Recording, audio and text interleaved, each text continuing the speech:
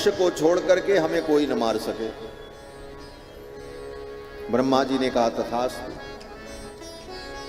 ये वरदान रावण ने क्यों मांगा? रावण ने सोचा बंदर हमें क्या मारेगा, बंदर को तो हम ब्रेकफास्ट बना करके खा जाएंगे, बंदर तो उसका बाल भोग है। रावण ने कहा बंदर का तो हम बाल भोग कर जाएंगे, बचे मनुष्य, मनुष्य से डर है। तो रावण ने बुद्धि लगाई, मनुष्य कहते किसे हैं?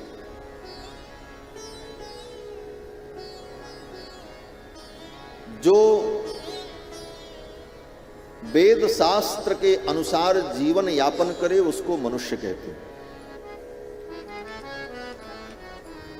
मनुष्य की यही परिभाषा है। और जो वेद शास्त्र के अनुसार अपने जीवन की यात्रा को न चलाए वो मनुष्य नहीं है, वो पशु है। धर्मेण हीनाः पशुभिः समानाः। जो धर्म से हीन होता है वो पशु होता है। आज जो अपने जीवन में धर्म का पालन नहीं करते, मनमाना आचरण करते हैं, वो कौन है? बोले वो पशु हैं। वो देखने में मनुष्य जैसे दिखेंगे, हाथ पैर, बोलना चालना सब कुछ, लेकिन वो मनुष्य नहीं है, पशु। रावण ने सोचा, रावण बुद्धिमान था, रावण ने सोचा मनुष्य वो होता है जिसके अंदर मानवता हो, जो मनु के बताए हुए धर्म को अपने जीवन में पालन करता हो। और मनु के बताए धर्म का जो अपने जीवन में पालन करता है वही मनुष्य कहलाता है। मनु ने कौन सा धर्म बताया है? बोले मनु ने जो धर्म बताया है उसी का नाम मनुस्मृति है। आज मनुस्मृति का नाम ले लो तो बहुत से लोग हैं, लेकिन वो मुझे नहीं मार सकता। तो मनुष्य के जीवन में धर्म, तो मनुष्य के जीवन में धर्म की स्थापना न होने पाए तो कोई मनुष्य नहीं बन पाएगा। मनुष्य के रूप में दिखाई तो पड़ेगा, लेकिन वो मनुष्य नहीं होगा और उससे हमें कोई डर नहीं होगा। तब रावण ने विचार किया कि मनुष्य में मानवता की स्थापना धर्म के द्वारा होती है और धर्म का ज्ञान शास्त्रों के द्वारा होता है और शास्त्रों का ज्ञान संत महापुरुष विद्वान ऋषि मुनि ब्राह्मणों के द्वारा होता है। संत ऋषि मुनि महात्मा जो विद्वान हैं उनकी बुद्धि इतनी सूक्ष्म कैसे होती है कि उन्हें शास्त्र का ज्ञान होता है। तो रावण ने विचार किया वो गऊ की सेवा करते हैं और गऊ के दुग्ध का पान करते हैं, इसलिए उनकी बुद्धि परम सूक्ष्म और पवित्र होती है। रावण ने सोचा गाय को समाप्त करो, ब्राह्मणों को समाप्त करो, जहां कहीं रामायण पुराण भागवत कथा हो उन सारी कथाओं को बंद कराओ, जितने धार्मिक आयोजन हो ये बंद किए जाएं, जो कथा प्रवचन करे उसको उठा करके कारागार में बंद कर दो। आज तो बहुत ठीक है महाराज, कथा कहने वाले का सम्मान होता है। रावण के समय में जो कथा प्रवचन करते थे उनको रावण उठा करके जेल में डाल देता था। जिस गांव में गौ ब्राह्मण संत रहे उस गांव में राक्षस जाकर के आग लगा देते थे। यही यही देश देनो तुझ पावई, यही यही देश देनो तुझ पावई, नगर गांव पुर आग लगावई, नगर गांव पुर आग लगावई। यही यही देश धेनु द्विज पावई, नगर गांव पुर आग लगावई। और जो कोई कथा करे, गोस्वामी जी महाराज कहते हैं कथावाचक अगर कहीं दिख जाएं तो रावण के अनुचर राक्षस क्या करते थे? तो कहते हैं ते ही बहुविधि त्रासहि देश निकासहि जो कह वेद पुराना। पुराणा, जो वेद पुराण की कथा करे उसको देश से निकाल दो, उसको मारो, उसे जीने मत दो। यह रावण का आतंक पूरी धरती पर व्याप्त हो गया, और केवल धरती पर ही नहीं, स्वर्ग लोक तक रावण का आतंक व्याप्त हो गया। देवता भी परेशान हो गए। देवताओं को भी सोचा कि देवता कहीं हमें न मार दें, देवताओं के बल से कहीं हमारा विनाश न हो जाए, इसलिए देवताओं को भी बलहीन बना दिया। क्यों बलहीन कैसे बनाया? बोले देवताओं का बल क्या है? बोले देवताओं के पास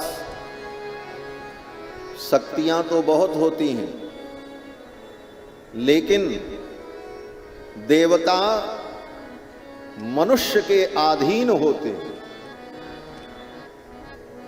क्यों? बोले स्वर्ग लोक में खेती नहीं होती, वहां चावल गेहूं नहीं पैदा होता। धरती पर मनुष्य ही जब यज्ञ करता है तो उस यज्ञ की आहुति से देवताओं को तृप्ति की प्राप्ति होती है। ये यज्ञ इसीलिए किया जाता है। देवताओं के पास सब विशेषता है, लेकिन देवताओं के पास खाने के लिए नहीं है। मनुष्य उनका पोषण करते हैं। इसी को गीता में भगवान कृष्ण ने कहा कि परस्परम भावयन्तः श्रेयः परम अवाप्स्यथ। परस्परम भावयन्तः, मनुष्य और देवता ये दोनों एक दूसरे को भावित करते। हम देवताओं को आहुति देकर के जब संतुष्ट करते हैं तो देवता हमारी समृद्धि को बढ़ाते हैं, और फिर उस बढ़ी हुई समृद्धि से फिर हम देवताओं को संतुष्ट करते हैं, फिर देवता हमारी समृद्धि को बढ़ाते हैं। ये चक्र चलता रहता है। परस्परम भावयन्तः श्रेयः परम अवाप्स्यथ। इस प्रकार हम मनुष्य देवताओं को भावित करके परम श्रेय को प्राप्त करें, यही शास्त्र की विधि है। इसीलिए यज्ञ किया जाता है, देवताओं का यजन होता है। तो रावण ने सोचा कि मनुष्यों के द्वारा ही देवताओं का भी बल बढ़ता है। जब ये मनुष्य यज्ञ याग आदि बंद कर देंगे तो देवता भी कमजोर हो जाएंगे, कुपोषण के शिकार हो जाएंगे। और जब कुपोषण के शिकार हो जाएंगे फिर तो इनको हम दौड़ा दौड़ा करके मारेंगे। रावण ने यज्ञ याग आदि कर्म बंद करा दिया। जेहि जेहि देश धेनु द्विज पावई, नगर गांव पुर आग लगाओ। तेहि देश निकासई बहुविधि त्रासई, जो कह वेद पुराणा। ये रावण का अत्याचार था महाराज। सारी दुनिया रोने लगी महाराज, और सारी दुनिया जब रोने लगी तो रावण अट्टहास करने लगा, हंसने लगा। इसीलिए उसका नाम रावण पड़ा। उसका वास्तविक नाम दशानन है, दशग्रीव। लेकिन रावण नाम उसका क्यों पड़ा? बोले रावयति इति रावण, जिसने सारी दुनिया को रुलाया उसका नाम रावण। रुलाने वाले को रावण कहते हैं। महर्षि वाल्मीकि ने रावण शब्द का जो अर्थ किया, महर्षि वाल्मीकि कहते हैं रावणो लोक रावण, जिसने सारी दुनिया को रावण कराया। रावण करना माने रोना। तो रावण का मतलब जिसने सबको रुलाया, सब रोने लगे। ये रावण का आतंक था महाराज। लेकिन एक बात और बड़ी महत्वपूर्ण, रावण किसी को धर्म करने नहीं देता था। जहां कहीं धर्म हो उसमें विघ्न करता था। लेकिन रावण स्वयं धर्म करता था। आप कहोगे क्या बोल रहे हैं? बोले बहुत सही बात में बोल रहे हैं। रावण तीनों काल संध्या करता था महाराज। आज के ब्राह्मण 3 काल संध्या नहीं करते। कितने ब्राह्मण ऐसे हैं, पूछो संध्या क्या है, बोले उनको पता ही नहीं है। एक ब्राह्मण देवता मिले, हमने कहा महाराज संध्या करते हैं? बोले संध्या करना पड़ता है, संध्या तो अपने आप ही हो जाती है, 6 बजे संध्या हो जाएगी अभी। हमने कहा वाह, ब्राह्मण अगर संध्या न करे, 3 दिन तक वो लगातार अगर संध्या न करे तो वो पतित हो जाता है। संध्याहीनो असुचिर नित्य, संध्या न करने वाला ब्राह्मण सदा अपवित्र ही रहता है, तो चाहे जितना नहा ले। रावण तीनों काल संध्या करता था और तीनों संध्याएं 3 समुद्र में जाकर के करता था, अलग अलग दिशाओं में। घर में बैठकर, होटल में बैठकर, गद्दे पे बिस्तर पे बैठ के नहीं, समुद्र में जाकर के स्नान करके तीनों संध्याओं का संपादन करता था। सायंकाल प्रातः काल अग्निहोत्र करता था, हवन करता था। वाल्मीकि रामायण पढ़ लेना। और अपने ही नहीं करता था, अपनी लंका में सभी राक्षसों को उसने कह रखा था, सब लोग अग्निहोत्र करो। रावण में लंका में जितने राक्षस थे रोज अग्निहोत्र करते थे। ब्रह्म मुहूर्त में लंका में वेद पाठ होता था महाराज। वाल्मीकि रामायण में वर्णन है, श्री हनुमान जी महाराज जब लंका में प्रवेश करते हैं, रात भर जानकी जी का अन्वेषण किया। जब प्रातः काल होने लगा तो हनुमान जी ने क्या देखा?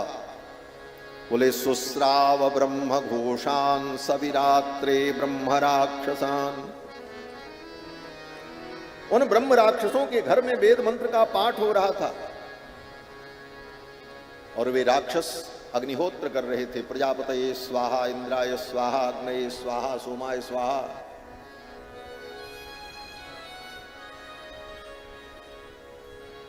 रावण यज्ञोपवीत धारण करता था। आज तो यज्ञोपवीत उतार करके लोग फेंक देते हैं,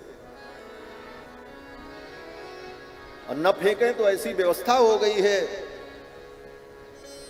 कि यज्ञोपवीत उतरवा दिया जाता है। आज ही मैं समाचार देख रहा था, कर्नाटक की घटना है। एक कोई बच्चा अपने इधर पूर्वांचल का ही परीक्षा देने गया था और परीक्षा हाल में वो जा रहा था तो वहां के कार्यकर्ताओं ने कहा जनेऊ पहने हो? बोले हाँ। बोले पहले इसको निकाल के बाहर फेंको तब परीक्षा हाल में जा सकते। 45 मिनट तक उसने बहस की लेकिन उसे नहीं जाने दिया गया। लेकिन वो बालक भी बड़ा धैर्यवान था, उसने कहा परीक्षा छोड़ देंगे लेकिन अपना यज्ञोपवीत नहीं होता। परीक्षा छोड़ दी उसने।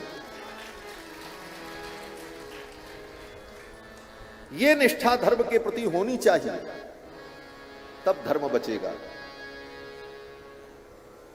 केवल झंडा लेकर के रैली करने से धर्म नहीं बचता।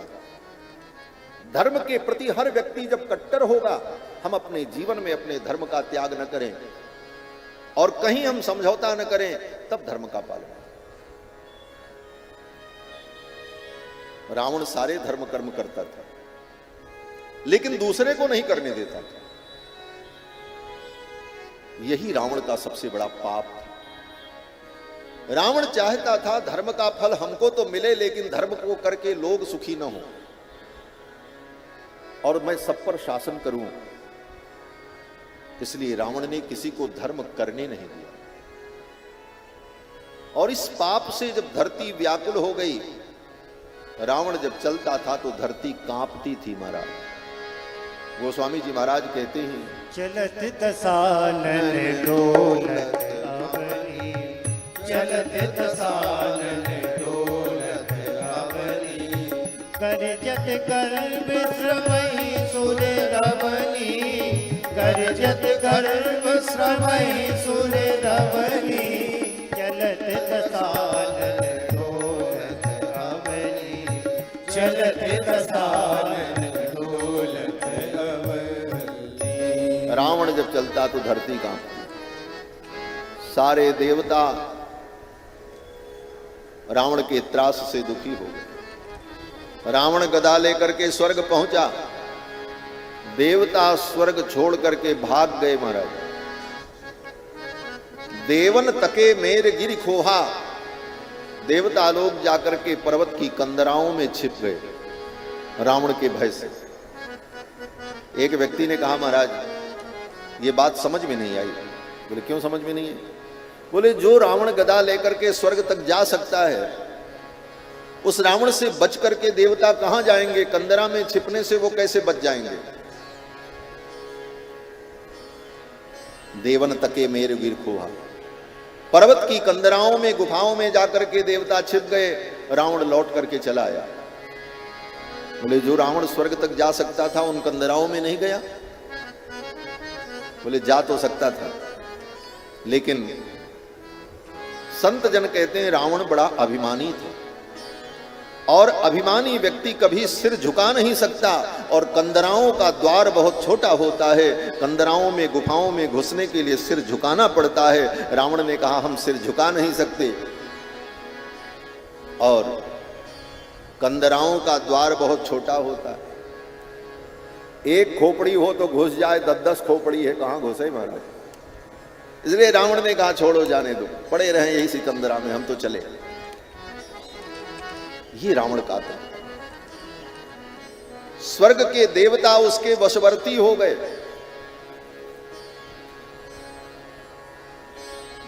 ब्रह्मा जी समय से आकर के रावण के दरबार में वेद पाठ करते थे। छोटे मोटे पंडित पाठ नहीं करते थे रावण क्या महाराज? गोस्वामी जी की पंक्ति है, किसी अरे गहरे की पंक्ति नहीं। रावण के दरबार में ब्रह्मा जी वेद पाठ करने आते थे। पंडित भी चुना रावण ने तो कोई कमजोर पंडित नहीं महाराज, चारों वेद के विद्वान ब्रह्मा को चुना। बोले आप हमारे यहां आएंगे और नियम से वेद पाठ करके हमें वेद सुनाएंगे। ब्रह्मा जी समय से जाकर के वेद पढ़ते थे। भगवान शंकर, बोले शंकर जी का तो भगत ही था रावण, लेकिन बड़ा विचित्र भगत था। रावण ने कहा भोलेनाथ आप समय से हमारे यहां आ जाया करें, और जिससे मैं आपकी पूजा कर लूं। किसी ने कहा रावण को स्वयं जाकर के भगवान शंकर की पूजा करनी चाहिए कैलाश में, शंकर जी को अपने घर में बुला करके उनकी पूजा करता। किसी ने भगवान शंकर से कहा भोलेनाथ आप अपने चेला से डरते हो, आप अपने चेला के घर अपनी पूजा कराने के लिए जाते हो। अरे चेला घर गुरु के घर में आवे पूजा करे, गुरु अपनी पूजा कराने के लिए चेला के घर में जाए, ये तो मर्यादा नहीं। भगवान शंकर ने कहा पहले यही नियम था, रावण ही आता था मेरे यहां मेरी पूजा करने के लिए, लेकिन हमने ही मना कर दिया। बोले मत आओ, हम ही आ जाएंगे तुम्हारे यहां। बोले क्यों? बोले एक दिन रावण पहुंचा कैलाश में, शंकर जी की पूजा वूजा जब कर लिया तो उसको पता नहीं क्या सूझी, किसी की एक खोपड़ी हो तो उसका कोई ठिकाना, जिसकी 10-10 खोपड़ी उसकी खोपड़ी का क्या ठिकाना, किस खोपड़ी में कौन सी बात चल रही है। रावण ने पूजा की, और पूजा करने के बाद रावण ने सोचा लाओ इस कैलाश पर्वत को ही उठाते हैं, देखते हैं इसमें कितना वजन है, और इस पे मेरे आराध्य सर्वाणीपति भगवान शिव विराजमान हैं, इनके सहित इस पर्वत को मैं उठाऊं और देखूं इसमें कितना वजन है। रावण ने अपने 20 हाथ लगाए, कैलाश पर्वत उठाने लगा। ज्यों ही पर्वत को थोड़ा उठाया, पर्वत हिला। पार्वती जी भगवान शंकर के गोद में बैठी थी। वामांके च विभाति भूधर सुता देवा पगा मस्तके। ज्यों ही रावण ने कैलाश को उठाया, पार्वती जी गोद में बैठी थी, वो हिल गई। चंद्रमा सरक करके यहां आ गया। गले में बैठे हुए जो सर्प थे सब फुफकार करने लगे। पार्वती जी घबरा गई। पार्वती जी ने कहा नाथ ये क्या हो रहा है, भूकंप आ गया। भगवान शंकर ने कहा देवी भूकंप नहीं आया, चेला आ गया। भगवान शंकर ने रावण को बुलाया और कहा इधर आओ। अब आज के बाद कैलाश मत आना, वहीं लंका में रहना। बोले तो पूजा कैसे करेंगे? भगवान शंकर ने कहा मैं आ जाऊंगा, वहीं पूजा कर लेना। जिस चेला के आने से गुरु जी के घर में भूकंप आ जाए, ऐसा चेला तो ना आवे तभी भला। भगवान शंकर ने कहा तुम वहीं रहना, हम आ जाएंगे पूजा करने। भगवान शंकर समय से पहुंच जाते थे अपनी पूजा कराने के लिए। गोस्वामी जी महाराज की पंक्तियां हैं कि वेद पढ़ें विधि शंभु सभीत पूजावन रावण सो नित आवे। वेद पढ़ें विधि, ब्रह्मा वेद पढ़ते, शंभु सभीत पूजावन रावण सो नित आवे। नित्य भगवान शंकर जाकर के अपनी पूजा करा लेते थे। देवगुरु बृहस्पति रावण के दरबार में सलाहकार थे। जब रावण का दरबार लगता तो देवगुरु बृहस्पति से कुछ सलाह ली जाती थी, लेकिन अपने से वो सलाह नहीं दे सकते थे। जब पूछा जाए तब, और बिना पूछे अगर बृहस्पति बोल दें तो रावण के जो चेला थे वो सब डांट देते थे। क्या डांटते थे? बोले स्वल्पम जल्प बृहस्पते जड़मते। अय जड़मती बृहस्पति, स्वल्पम जल्प, कम बोलो। नईसा सभा वज्रिण, ये इंद्र की सभा नहीं है, ये रावण की सभा। ऐसा आतंक रावण का था।